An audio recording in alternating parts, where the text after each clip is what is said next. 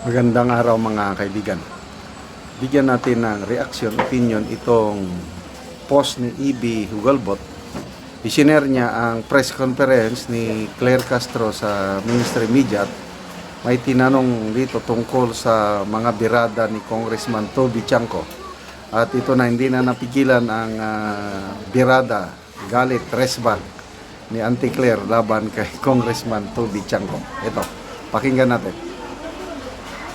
In response, Kong Toby Chanco said he does not know why you're so fixated with VP Sara, and also it's the reason why he filed a resolution to expedite the impeachment of VP Sara to answer the allegations that he's allied with the Vice President. Am I fixated? So tanong natin sa kanya yan, sino ba ang tinititigan niya? Balik natin ang tanong kay Congressman Toby Chanco.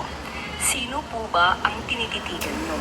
Kasi marami naman po na nai-involve sa mga anomalya at sa korupsyon, pero nililinis niyo ang inyong mata. At mukhang iniligtas niyo pa at nilalagay niyo sa pedestal. Samantalang noong pa po, last year pa po, ito na-i-issue, pero wala kayong anumang ingay patungkol dito. At sinasabi lamang niya, billions compared to billions. Hindi bang sabihin kapag mas maliit ang halagang di umanong nakaw ay huwag nang pansinin. Ganun po ba ang nais ni Congressman Toby Chanco? Hindi po yan nararapat. Maliit malaki ang anumang ninakaw o di umanong ninakaw dapat palagtak. Oh, at least umamin na si Auntie Claire, ha? Maliit o malaki dapat panagutan. Oh, bakit ang mga bilyones mali-maleta? Kasi si VP Sara ongoing na ang impeachment niya. Samantala ang mga katanggap ng mali-maleta dyan, wala lang, kibit balikat lang. Anong sabi?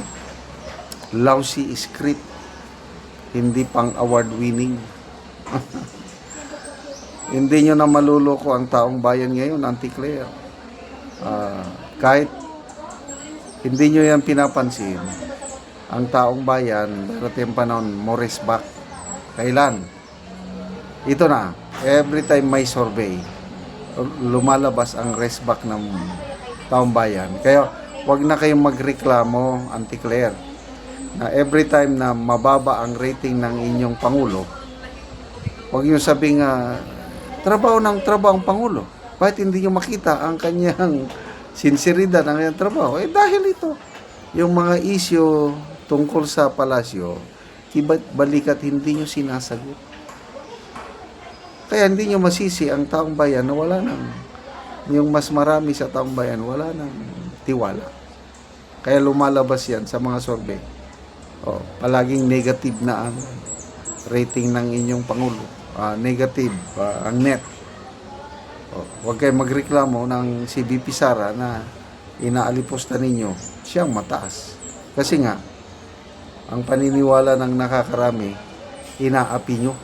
Hindi nyo alam, I don't know, kung nagmaang-maang kayo sa kultura ng Pinoy, kung sino yung inaapi, sino yung underdog, nandoon ang suporta. Kaya sige, ituloy nyo lang alipustahin si VP Sara. Ituloy nyo lang pagtulong-tulungan. Ituloy nyo lang dyan sa Kongreso na ipakita na parang sarswela lang ang inyong impeachment. Sinasabi ni Congressman Luistro, wala daw direktang ebidensya na magsasangkot sa Pangulo sa flood control. Parang ganon din kay Martin Romualdez, walang kaso kay Martin Romualdez dahil walang ebidensya.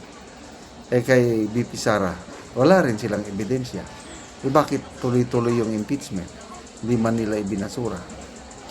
Kaya double standard of justice, sabi ng mga abogado ni VP Sara. But tuloy lang ninyo dahil kahit anong panggigipit ninyo kay VP Sara ngayon, darating ang panahon, magtutuos. Umanda kayo. Kaya tama si Toby Chanco. Hindi DDS si Toby Chanco.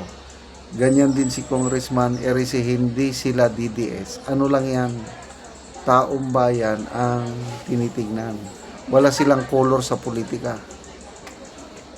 Kahit anong color mo dyan, basta hindi maganda ang ginagawa mo para sa taong bayan, lalabanan ka na nila.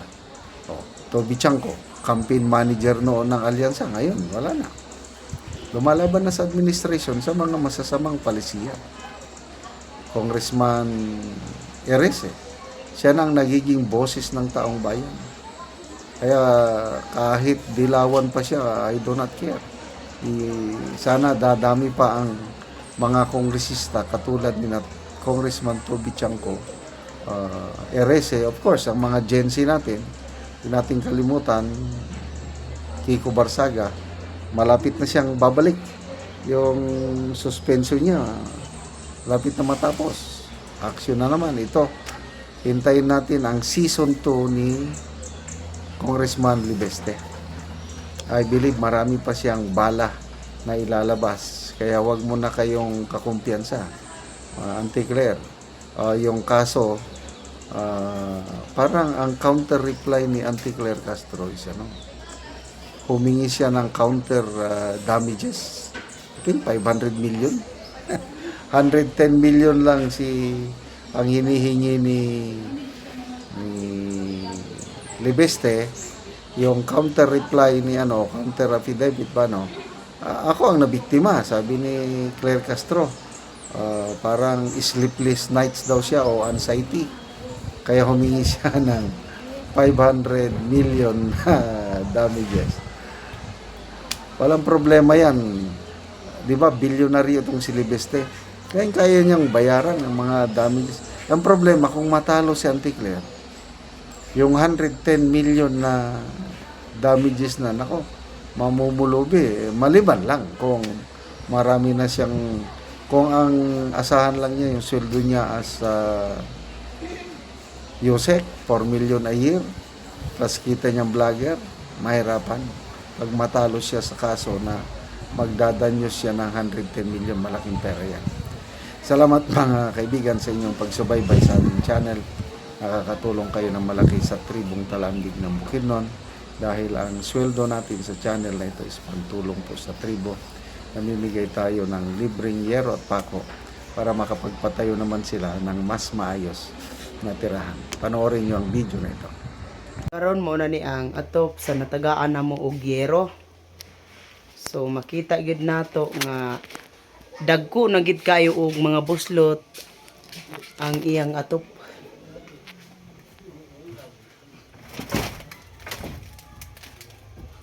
Anagid kaayo tungod sa kadugayon na sa iyang atop, tinani na gid ang itsura.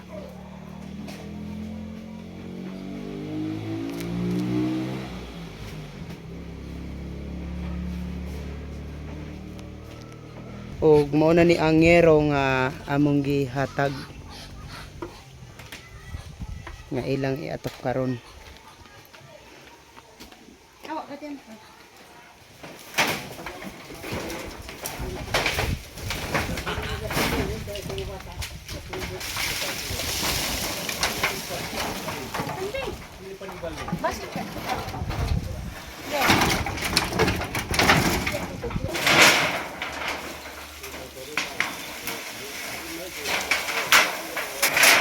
Sandy grabe.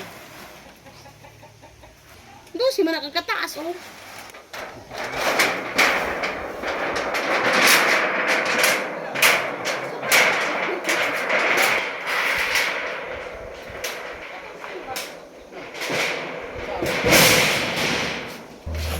Ay, pagalan sa lugar.